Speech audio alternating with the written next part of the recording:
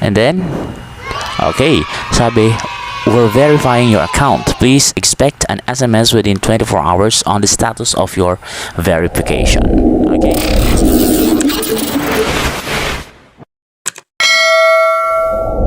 Nakita niyo po ba yung fully verify? Alright, yan ang gagawin natin ngayon dito sa tutorial. Huwag muna kalimutan mag-subscribe, i-hit ang notification bell para lang i-update sa mga bagong videos ng Learning Buddy. Ngayon, ang gagawin natin dito ay i-verify. Saan ba tayo pipindot? Pupunta tayo din sa may verify now, pindutin, and then lalabas ang sunod na screen. So, and then meron tayong steps na gagawin. Take ID photo, scan face, fill information. Gagamitan natin ng valid ID. So, dapat meron kayong valid ID na hawak ninyo ngayon. Okay? And then, anong magagawa natin kapag fully verified tayo? After verification, ma-unlock daw natin ang features sa Gcash kagaya ng pagsisend ng pera, pagsisave, Gsave, pag-invest ng pera, at pagbabank transfer. Okay? So, pindutin na natin ang get verified. Check natin yung recording. Alright. So, dito, processing na, no? Ayan. So, dito, tell us about yourself. Ang gagawin mo lang ay pipindutin mo yung kalendaryo dun sa gilid. Ito. And then, isiset mo yung birth date mo. So, halimbawa ako. Alright. So, wait lang po. Ayan. So, okay na yan, birthday ko. Tatanungin dito, are you a Filipino? Click mo yung yes and pinutin ang next. Dito, pipili kayo ng ID na gagamitin mo. Pwedeng driver's license, pwedeng passport, pwedeng PhilHealth card, pwedeng Philippine Postal ID, pwedeng PRC ID, pwedeng SSS ID, pwedeng umid or voter's ID. Pag wala ka ng mga nabanggit, pindutin mo yung see more available IDs, pwedeng Pag-ibig or National or PhilSys ID. So dito, pipindot ako ng ID na gusto kong gamitin para ako ay ma-verify. Wait lang po. Pili ko ditong ID na screenshot or take ng picture ay yung aking umid ID. Pipindutin ko yung umid ID. Alright, and then andito yung umid ko. Scan ko na yung umid ko. Wait.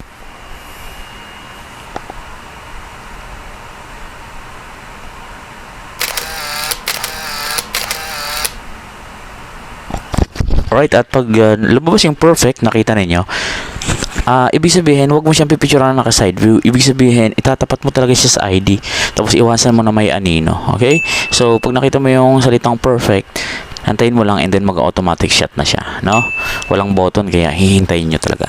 Ngayon, next, i-position daw natin ang mukha natin sa frame and ma-automatic na scan ang mukha natin. And ang process nito ay tatagal lang ng 3 seconds daw. Pindutin ang next.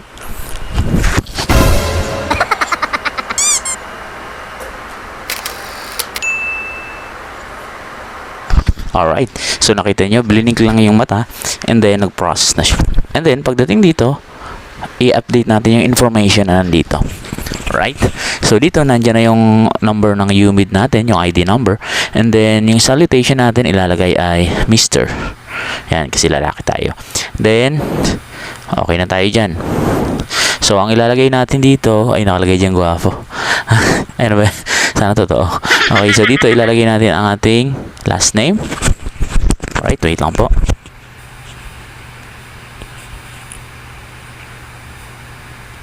And then of course we are Filipino. Pindutin ang Filipino. Civil status ilalagay single. And of course ilalagay natin yung contact number, nandiyan na. Okay. Ang province, pipili tayo ng province natin kung saan ka nakatira. Yan ang pipindutin mo, no? For example, this one. Nasa Bulacan ako ngayon, pero I am originally from Sorsogon. Punta tayo sa Bulacan. And then, nasa bayan ako ng Secret. And of course, yung address natin in the Philippines. Siyempre, ilalagay ko ulit doon ang Bulacan. City, ganun pa rin. Pipiliin mo pa rin yung city kung saan ka nakatira. And zip code. Ilagay mo yung zip code ng lugar nyo. And of course, huwag kalimutan yung barangay kung saan ka nakatira. Okay? Ayan. And then, work details. Ayan. Employment type. Ano ka ba? Ayan. Government employee ka ba? OFW, private sector employee, self-employed, student, or unemployed. Ako, government employee. Ilagay ko. Ano yung role ko dito? Role sa ML, no? Ano ka ba dito? Nasa mid lane or nasa top or nasa bottom? Okay, so dito, ang ilalagay ko dito ay, ayan, Ano bang pwede mong ilagay dito? O, isipin mo, barangay government official ba ako? Contractual ba? Etc. Okay? So, dito, yan. Pumili ka na lang doon. Alright, so employer, business, wala. Nature of work, education, pipiliin ko. Source of funds, saan ba ako kumukuha? Siyempre sa salary lang. And then of course, dito, so nakapili na tayo, source of fund. Ano ba ang source of fund ko? Siyempre salary. And then, next ko na. Pag okay na yung next mo, ano ang expected monthly transaction mo? So wala naman akong ganun karaming pera, kaya ang ilalagay ko lang ay 50,000. Okay, below 50,000 lang. And then, anong main purpose kung bakit mo ginawa to? Siyempre, pay bills ang ilalagay ko ngayon. So, dito may tanong, are you politically exposed person or close associate of a PEP? Yan. So, dito, pag sinabing PEP, politically exposed person ka ba? Kapag associated ka sa mga politicians, i-click mo yung yes. If no, no. Ako no. Non-partisan kami. So, dito naman sa baba, to establish the beneficial ownership, are you the actual owner of this account? Yes ko lang. Next. So, may babalikan ako kasi hindi ko siya na fill out ito. House number pala. Sorry. Lagay ko lang dito yung house number.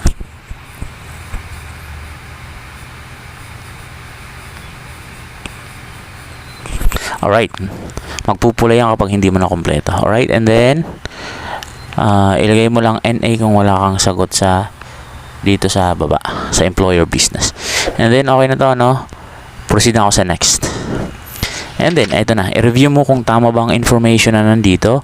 Kapag mali, ay i-edit mo. Kapag okay na sa'yo yan, pinutin ang I accept and then pinutin ang confirm.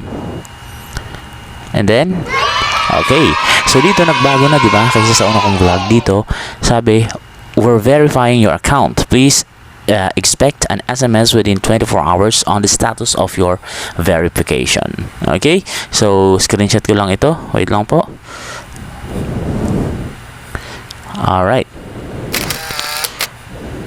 Alright, so na-screenshot ko na at hihintayin nga natin ng 24 hours at may magme-message sa atin kung verified ang ating account. Pero sa ngayon, ang tanong, pwede ko pa bang gamitin yung Gcash account ko? Of course, pwede mong gamitin. Okay, pupunta ulit tayo dun para makita nyo na talagang pwede mo nang gamitin ang Gcash. Pambili ng load, no? Pero hindi ka pa makakapag send money at iba pang nabanggit kaninang access. Hindi pa pwede. Kailangan fully verified. Okay, so ayan, meron tayong Gcash account but we are waiting para ma-fully verify siya. This is your Marvin at kung nakatulong ang video na ito, please huwag kalimutan mag-subscribe. Hit ang notification bell para lagi updated sa mga bagong videos ng Learning Buddy at huwag kalimutan mag-follow sa TikTok. Bye-bye!